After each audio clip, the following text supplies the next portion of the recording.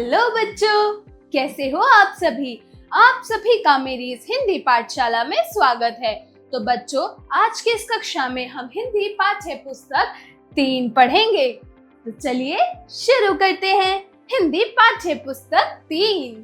तो बच्चों, इस कक्षा का सबसे पहला आज हम पढ़ेंगे चित्र कथा। मतलब चित्रों के द्वारा एक कथा सुनाना चित्र कथा कहलाता है। तो चलिए जरा हम इस चित्र कथाओं पर थोड़ा सा जोर डालते हैं। चलिए मेरे साथ ये चित्र कथा पढ़ना शुरू कीजिए। तो यह चित्र कथा है उड़न खटोले के ऊपर। चित्र कथा केवल पठन हेतु, मतलब ये सिर्फ आपके पढ़ने के लिए है। इसका आपको कुछ भी अभ्यास नहीं करना, इसका जस्ट आपको मेरे साथ ये पढ़ना है। तो चलिए शुरू करते हैं। हंसिका मम्मी के साथ बाजार गई। खिलौने वाले के पास तरह तरह की गुड़िया देखी।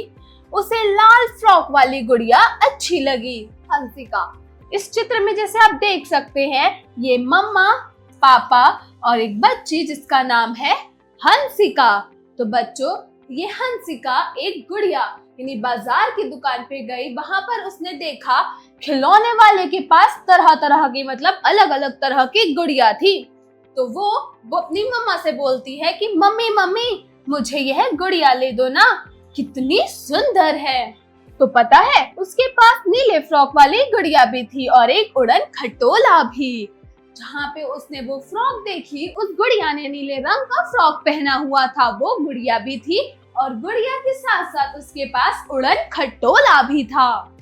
तो वो दुकानदार कहता है कि मैडम, आप ये तीनों खिलौने ले लीजिए। बहन जी, मैंने साथ ही बनाए हैं। मतलब ये जो तीनों खिलौने, ये गुड़िया, ये नीली फ्रॉक वाली गुड़िया और उड़न खटोला, ये तीनों उसने एक साथ बनाए थे। इसीलिए वो कह रहा है कि आप ये तीनों खिलौने ले लीजिए। पर हंसिका की मम्मी ने सिर्फ लाल फ्रॉक वाली गुड़िया ही ली। हंसिका खुशी खुशी घर आ गई। अगले ही दिन हंसिका ने देखा कि गुड़िया कुछ उदास है। पता है क्यों? आगे पढ़ते हैं। कल तक तो यह इतनी खुश थी, पर आज जब वो यह गुड़िया खरीद कर लाए थे, तब तो ये लाल फ्रॉक वाली गुड़िया बहुत खुश थी। तो आज क्या हो गया? ये आज इतनी उदास क्यों हो गई? हंसिका ने अपनी मम्मी से कहा तो वह सोचने लगी। तो उसकी मम्मी कहती थी कि शायद वह नीले वाली फ्रॉक वाली गुड़िया इसकी सहेली थी। हमें तीनों खिलौने लेने चाहिए थे, तब यह ज्यादा खुश रहती।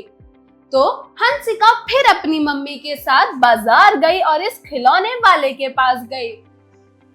लेकिन नीले फ्रॉक वाली गुड़िया तो कोई और ले गया था, बचा था सिर्फ उड़न खटोला। हंसिका की मम्मी ने उड़न खटोला खरीदा और वो घर वापस आ गए। जो उसकी सहेली नीले फ्रॉक वाली गुड़िया थी, उसको किसी और ने खरीद लिया था। तो क्या वहां सिर्फ उड़न खटोला बचा था। तो वो उड़न खटोला खरीद कर अपनी मम्मी के साथ घर वापस आ गई। हंसिका ने घर आकर खुशी खुशी वह उड़न खटोला गुड़िया के पास रख दिया। फिर गुड़िया से मीठी मीठी बात करते ना जाने कब सो गई। पर हंसिका जब सुबह उठी तो हैरान रह गई। क्यों?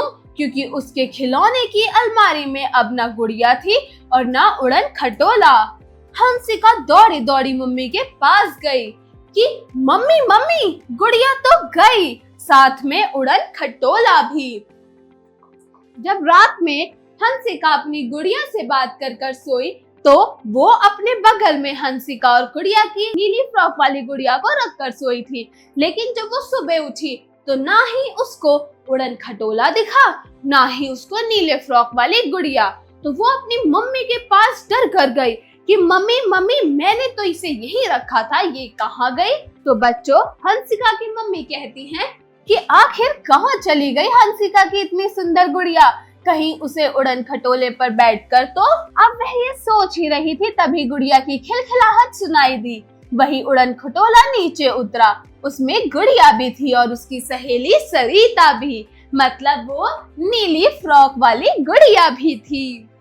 गुड़िया ने अपनी सहेली सरिता से हंसिका की मम्मी को मिलवाया। फिर हंसकर कहा, कि मैं उड़न खटोले पर बैठकर अपनी सहेली सरिता से मिलने गई थी। कुछ देर बाद सरिता ने सबसे विदा ली। उड़न खटोला उसे छोड़कर वापस आ गया।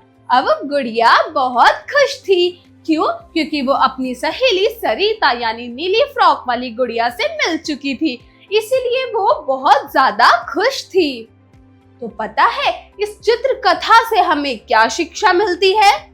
कि हमें अपनों के साथ रहने से बड़ी और खुशी कोई भी खुशी नहीं है। मतलब जब हम अपने परिवार के साथ रहते हैं, अपने दोस्तों के साथ रहते हैं, उन लोगों से जो हमें खुशी मिलती है वो किसी और के साथ रहने से हमें नहीं मिलती। So that's all for today।